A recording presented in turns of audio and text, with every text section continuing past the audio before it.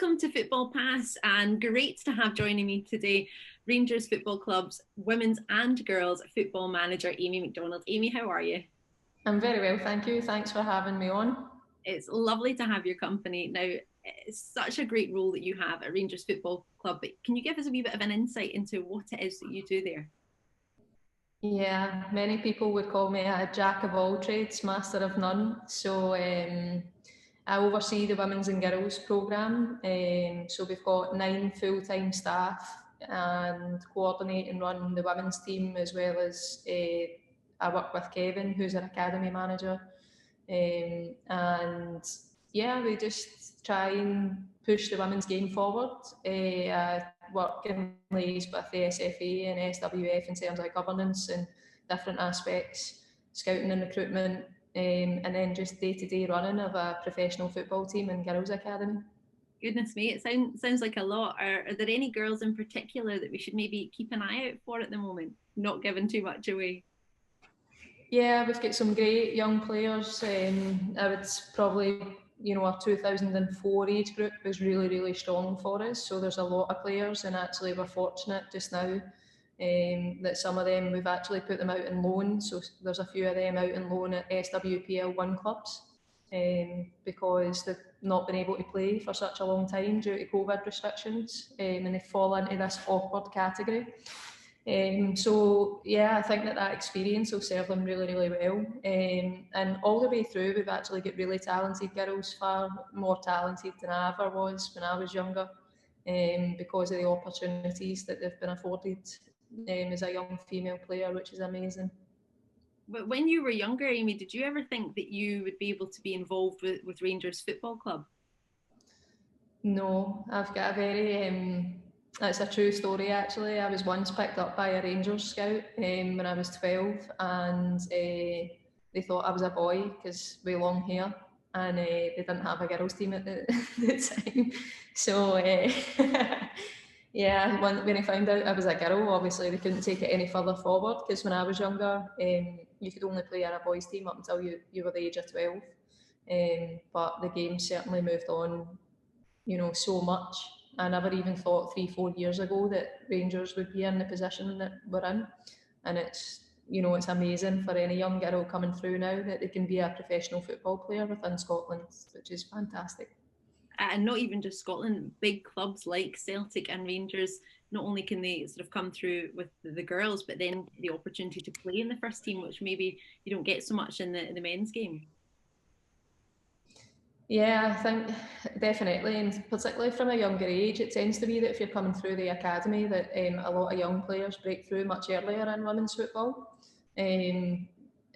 So there's huge opportunity there for them. But just the fact that, we're fortunate, I don't ever feel, I come to my work every day, and particularly on a day where it's so sunny outside, that, it's never a chore to come here, and the facilities that we're afforded, it's an unbelievable opportunity for anyone.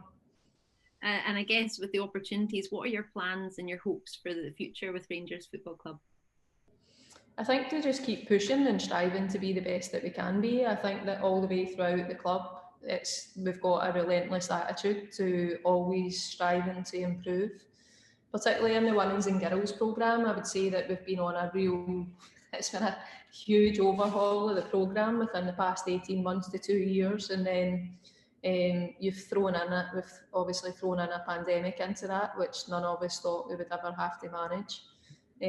So for us now, it's about consolidating and almost regrouping, because we're just back after the pandemic, but also to look forward and look to the future, because the growth of women's football for any club now it's going to be hard to keep up with when you see the investment of the FAWSL and so many other clubs are aspiring to achieve what we are trying to, which is hopefully win and be competitive in Scotland, have the potential to go and compete at Champions League as well, and all the small things and standards we set on a day-to-day basis are the things that are going to lay the foundation for that.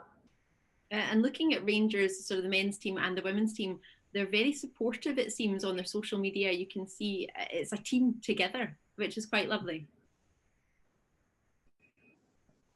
Yeah, it's one of the very few clubs that you know, when we say one club, we genuinely mean it. So Stephen Gerrard and Gary McAllister and Ross Wilson were out watching the women's training. They've been on Zoom calls with us. They've spoke. They speak to us constantly. They speak to Malky and Kev about how to share information, and we're in the same facilities, you know, so it's not separated or well, it is slightly just now because of bubbles and things, but no, we're really fortunate in the position that we're in, and that it is everyone's fully committed to and supporting every aspect of the club, whether it be women's team, under 18 boys, you know, whatever. We're all striving for the same, and that's to make Rangers the best that it can be in every area. Well, you've been doing incredibly well this season so far, sort of only 3 points of difference between being at the top of the league.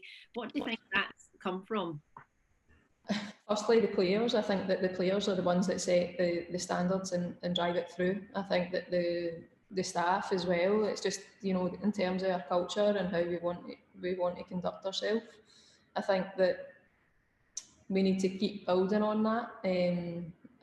You know, a lot of people think because we've invested the money that football's really easy, but if it was as easy as investing money, and then you know, teams like PSG probably would have won the Champions League in the men's side and stuff. So it's really about being connected and relationships and how we work with each other, whether that be the staff and the players or the staff team, as well as across the other departments. So we're really fortunate that so many people have bought into that, and we're really excited about the opportunities that will create for us moving forward in the future. Well, Amy, I am so excited for you, everything you've been saying. I can't wait to find out how it all goes. I wish you every success for the rest of the season, and cannot thank you enough for taking the time to join us on a sunny Saturday morning here at Football Pass. So thank you very much. And look, the lights have just went out. That means that I better go. See you later. Cheers, Amy. In tomorrow's Scottish Women's Premier League One, it's bottom versus top at 1 p.m. as Hearts are against current champions Glasgow City. At 2 p.m, with both winning midweek, it's Spartans hosting Motherwell. In second place, looking to get back some points after their defeat on Wednesday night, Rangers take on Forfar Farmington. And at the later time of 4 p.m, for your final kickoff on Sunday afternoon, Celtic take on 5th place Hibs.